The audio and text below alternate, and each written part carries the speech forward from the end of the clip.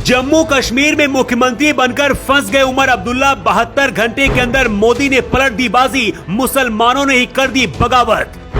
धारा 370 पर उमर अब्दुल्ला ने कर दिया ऐलान तो भयंकर गुस्से में आए मोदी और शाह। जम्मू कश्मीर में बीजेपी ने चला सबसे बड़ा दांव। अमित शाह का प्लान जानकर मोदी भी हैरान। 48 घंटे के अंदर जम्मू कश्मीर में होगा हिंदू मुख्यमंत्री का ऐलान। कट्टरपंथियों में मच गई भगदड़। उमर अब्दुल्ला के मुख्यमंत्री बनते ही कट्टरपंथियों ने कश्मीर पर धावा बोल दिया है। जम्मू कश्मीर में अगले कुछ घंटे में क्या होने वाला है? उमर अब्दुल्ला ने धारा 370 पर जैसी बयान दिया, मोदी शाह भयंकर गुस्से में हैं। उधर कश्मीर के मुसलमान भी नेशनल कॉन्फ्रेंस और कांग्रेस पर भड़क गए हैं। अमित शाह ने ऐसा भयंकर प्लान तैयार किया है जिसके बारे में जानकर मोदी भी हैरान है। उमर अब्दुल्ला को जम्मू कश्मीर के जिन लोगों ने मुख्यमंत्री बनाया उनके साथ ही धोखा हो गया। लेकिन इसी बीच अब मोदी शाह ने कश्मीरी पंडितों की एंट्री कराकर हड़कंप मचा दिया है। उमर अब्दुल्ला ने चुनाव से पहले जम्मू कश्मीर में अनुच्छेद 370 और धारा 35A को बहाल करने का वादा किया था। इसका मतलब था कि फिर से जम्मू कश्मीर में 10 साल पुराने हालात लौटाने की कोशिश हो रही है। इसका समर्थन कांग्रेस ने भी किया है, क्योंकि राहुल गांधी की कांग्रेस ने उमर अब्दुल्ला की पार्टी नेशनल कॉन्फ्रेंस के साथ गठबंधन किया है।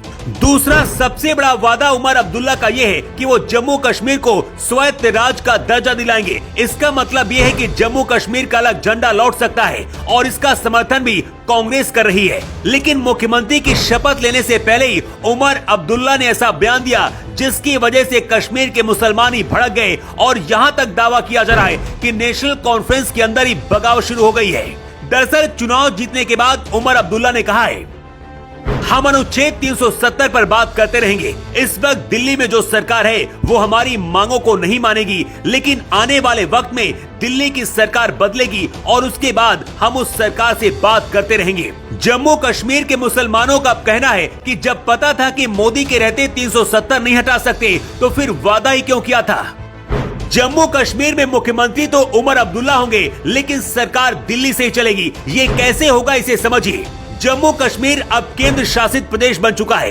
कोई भी बड़ा फैसला लेने से पहले जम्मू कश्मीर के गवर्नर से परमिशन अब्दुल्ला सरकार को लेनी होगी और गवर्नर वही करेगा जो दिल्ली में बैठा गृह मंत्रालय चाहेगा। असद उद्दीन ओवैसी ने भी उमर अब्दुल्ला के मजे लिए हैं। ओवैसी ने कहा कि उमर अब्दुल्ला मुख्यमंत्री बनने के बाद बिना गवर्नर की परमिशन के एक प्यून भी नियुक्त नहीं कर पाएंगे। मतलब असली खेल उमर अब्दुल्ला के मुख्यमंत्री बनने के बाद शुरू होगा। इसे इत्तेफाक कहें या फिर कुछ और, जम्मू कश्मीर में नेशनल कॉन्फ्रेंस की सरकार बनते ही लगता है कि फिर से 10 साल पुराने हालात लौटने वाले हैं, क्योंकि कट्टरपंथी और आतंकियों ने अभी से निशाना बनाना शुरू कर दिया है और आने वाले वक्त में कश्मीर में रहने वाले हिंदुओं को और भी ज्यादा टारगेट किया जा सकता है। जम्मू कश्मीर चुनाव रिजल्ट के बीच अनंतनाग में आतंकवादियों ने 2 जवानों का अपहरण किया। ये जवान अनंतनाग के वन क्षेत्र में तैनात थे। एक जवान को आतंकवादियों ने गोलियों से छलनी कर दिया। अब्दुल्ला परिवार अनुच्छेद 370 को बहाल करने का वादा करता है। इससे आप समझ सकते हैं कि अगर अनुच्छेद 370 बहाल हुआ तो जम्मू कश्मीर में क्या हो सकता है। जम्मू कश्मीर की उमर अब्दुल्ला सरकार में अब मोदी शाह ने कश्मीरी पंडितों की भी एंट्री करा दी है। 370 हटने के बाद जम्मू कश्मीर रीऑर्गेनाइजेशन एक्ट 2019 के तहत विधानसभा में 5 विधायकों को एलजी नामांकित कर सकते हैं। ये नियम महिलाओं, कश्मीरी पंडितों और पीओके के प्रतिनिधित्व के लिए लाया गया था। जुलाई 2023 में इस पर संशोधन भी किया गया था।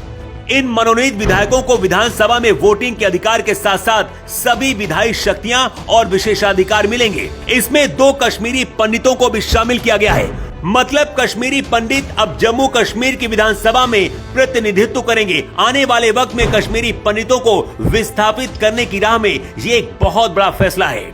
जम्मू कश्मीर विधानसभा पौडुचेरी की विधानसभा मॉडल पर आधारित है। पुडुचेरी के पूर्व एलजी किरण बेदी ने पुडुचेरी की कांग्रेस सरकार की सलाह के बिना विधानसभा में 2 सदस्यों को मनोनीत किया था। कांग्रेस ने किरण बेदी के फैसले को उस वक्त चुनौती दी थी। 2017-18 में मामला सुप्रीम कोर्ट भी पहुंचा था। हालांकि सुप्रीम कोर्ट ने इस मामले को कानून का उल्लंघन नहीं माना था। जम्मू कश्मीर में मुख्यमंत्री बनकर भी अब लगता है कि उमर अब्दुल्ला फंस गए, क्योंकि चुनाव से पहले अनुच्छेद 370 को वापस लाने के वादे से अब पलट गए हैं, जिसकी वजह से कश्मीर के मुस्लिम खुद को ठगा हुआ महसूस कर रहे हैं। इधर दिल्ली में बैठकर मोदी शाह भी इंतजार में है कि कब गठबंधन में बगावत हो और कब जम्मू कश्मीर में बीजेपी की सरकार बने। और अगर ऐसा होता है तो बीजेपी की पहली पसंद यही होगी कि कोई हिंदू कश्मीरी पंडित ही जम्मू कश्मीर का मुख्यमंत्री बने, क्योंकि 2014 में प्रधानमंत्री बनने से पहले मोदी ने ऐलान किया था कि वो जम्मू कश्मीर में फिर से कश्मीरी पंडितों को विस्थापित करेंगे।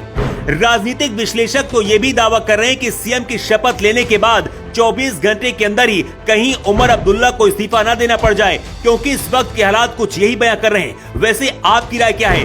कमेंट बॉक्स में लिखकर जरूर बताएं।